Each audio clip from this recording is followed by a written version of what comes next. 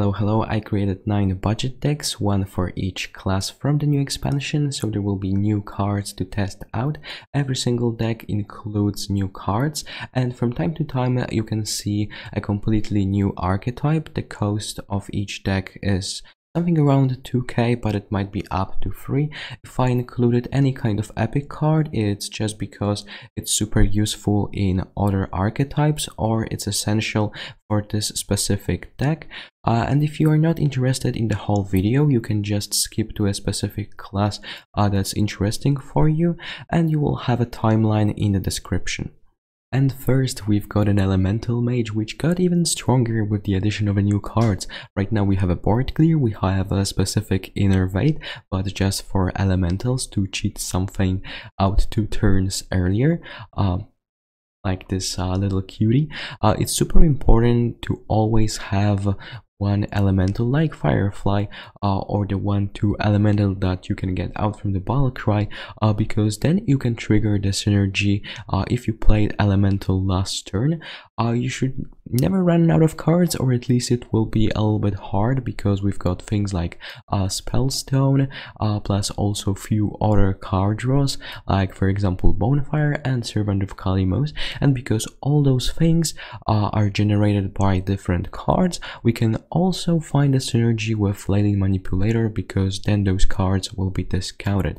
So not only we have a really powerful removal like Scourge, because you play elementals, this will cost only 1 mana, but also then Arcanizer, which is a new addition, so then you can also clear the board if you will fall behind, and this is super helpful against those matchups like Zoo Warlock or Odd Paladin.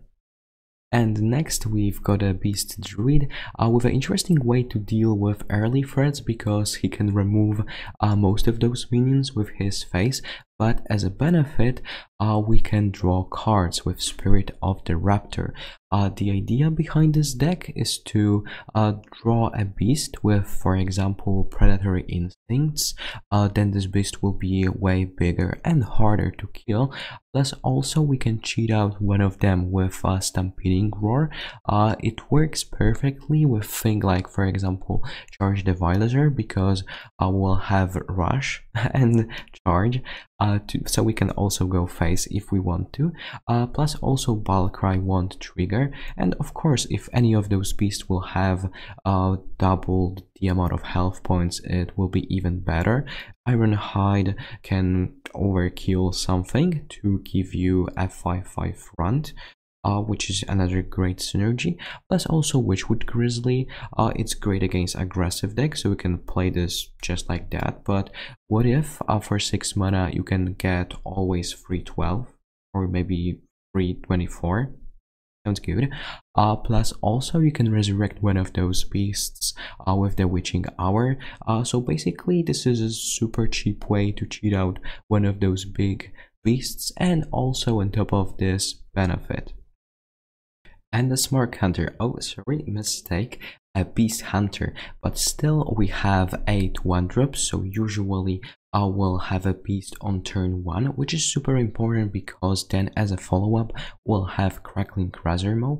We can make Savannah or Tundra Rhino cheaper if we'll be lucky enough and Helpless Hatchling will hit one of those cards, but I think this is a really great addition, specifically when Hunter wants to play on curve. Plus also right now we've got I think one of the best card draws ever, because we've got Master's Call. Discover a minion in your deck. If all 3 are beasts, draw them all. So basically every single time you will get 3 cards out from them. They will be beasts, and they synergize really well with the whole deck. Also we want to be pretty aggressive most of the time, and because we've got a ton of beasts, we can pretty easily make Hyena even bigger. And Revenge of the Wild, okay, let's say that there will be a scenario when we have to trade. We can't really go face, feels bad, man, but from time to time it happens. Then we can resurrect all those beasts with the Revenge of the Wild, just for 2 mana. So even if you will resurrect another coast beasts, basically that's fine, because you just paid 2 mana for another 2 mana beast. But usually you will get something way better than only resurrection on a 2-mana beast. Heal Paladin right now is way more powerful, and it's because we can deal damage to ourselves. Okay, it sounds super weird, but it actually makes sense. The problem of the Heal Paladin was that usually we had 30 health points, and against control deck there was no way that they will deal damage to us. For example, against combo deck, they usually killed us in one turn. Right now we've got cards that are slightly better than the common ones, but they deal damage to ourselves. But because of that, we can heal ourselves and get the benefit. For example, like the upgrade on Spellstone, we can also summon a 4-mana 8/8, which is a Templar, plus also on top of this we'll get a Taunt. If we want to generate more value with those defensive spells, we can play Tiger first. So basically we play any kind of spell, let's say Consecration, then we'll get a 4/4 Tiger. The synergy that I really like is that usually this card will survive because of stealth. Then we can play Spike Reach Steed on it to get a 6/6 Tiger that will be protected by this Taunt. Plus also it will be super hard to kill the spirit, and maybe because of that you will have the option to play even more spells on the following turn to get even more Tigers. Plus also we got a Subfender, easy way to get more cards, and probably one of my favorite decks because there are a lot of interesting and weird combos. We can kill our opponent in one turn, we can clear the board with a ton of spells. And while Pyromancer, there is also alternative way how to deal with the board with Soul Priest plus also Circle of Healing. 4 points of damage to everything, plus also we can just slam 2 big giants that will be cheaper every single time when we'll play a spell. Plus also if 2 giants are not enough, you can copy them with this card, and everything is better with Red Elemental because every spell will cost 1 less mana. Plus also we've got a powerful addition of the Sand Dredge that will spawn zombies. This is super helpful if we want to stay alive because those zombies also have a taunt. And we can get bananas out from Banana Buffoon, and they will cost 0 mana with Red Elemental because this is a 1 mana +1/+1. And the other alternative way how we can clear the board and our Wild Pyromancer will survive, yeah, we can just like combine bananas and Wild Pyro. And we've got another giant deck. It looks like a control shamey, but the win condition is completely different. Not only we want to remove opponent's stuff, but at the same time get a discount on a Snow Fury giant. If this will cost 0 or 1 mana, we can do the whole trick in one turn. Later we play Ancestral Spirit on it to make this unkillable, or at least harder to kill, and as a follow-up Spellstone to get additional 3 copies of a giant.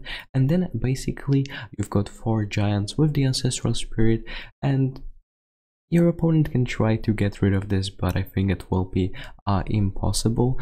We've got a ton of defensive tools and healing, like for example Healing Grain, Volcano. We also need card draw to get to those combo pieces and specific cards. That's why we've got Storm Chaser to get those expensive spells, plus also Spirit of the Frog. Pirates are back this time in the Rogue class. Here we want to mainly focus on weapons, plus also buffing those pirates, and also they will benefit from our buffed weapon. The playstyle of this deck is pretty aggressive. Most of the time we want to go face. But still there is a way to get a little bit of steam and to get cards thanks to Raiding Party. How we can benefit from these weapons? We can make Bloodsail Raider bigger. There is also Sharkfin that can spawn even more pirates. And also I decided to include epic cards, but they make this deck way more powerful. Nightmare Amalgam counts as additional pirate, which is hard to kill, and so Sea Captain will buff all our pirates, and because almost whole deck is focused around them, it makes sense to include this card. Of course, Warlock deck will be a zoo. And here we've got a lot of powerful additions. For example, we can buff our guys with a Grim Rally, but first we need to sacrifice one of our minions. but because zoo have a lot of small guys, it's not a problem, because when we've got a ton of minions on board, we can kill one of those little guys, like a 1/1 or 1/2, whatever, and then buff everything else for a really cheap price of a 1 mana. We also want to focus on buffs through Soul Infusion, or for example the new Spirit, Spirit of the Bud. So then we can, of course if we'll be lucky enough, but we can buff Doubling Imp or Serenade Chain Gang to get the additional value out from the copy that will have the same stats. Also, I decided to include Scarab Egg because it's super easy to buff this, trigger this, whatever, and also this might be a great target for the Grim Rally. Plus also then we'll get more minions on board, which is important for the Demon Bolt. Demon Bolt will be cheaper for every single card that will be in play on our side of the board. So basically, why would you play Spellbreaker? Okay, you can silence opponent taunt minion. Taunt is cheat, but here we can destroy this minion and still go face. So it just makes more sense. And last, we've got a Dragon Warrior. The cool thing about this is that not only we can develop dragons, but also at the same time we've got a ton of removal from things like Warpath to Bloodrazor and also new Emberscape Dragon.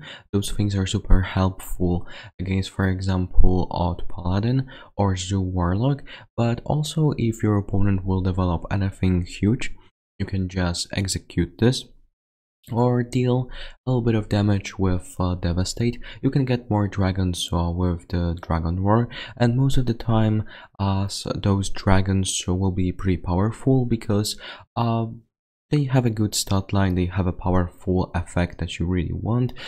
In late game, to get even more value, Omega Assembly can help a little bit.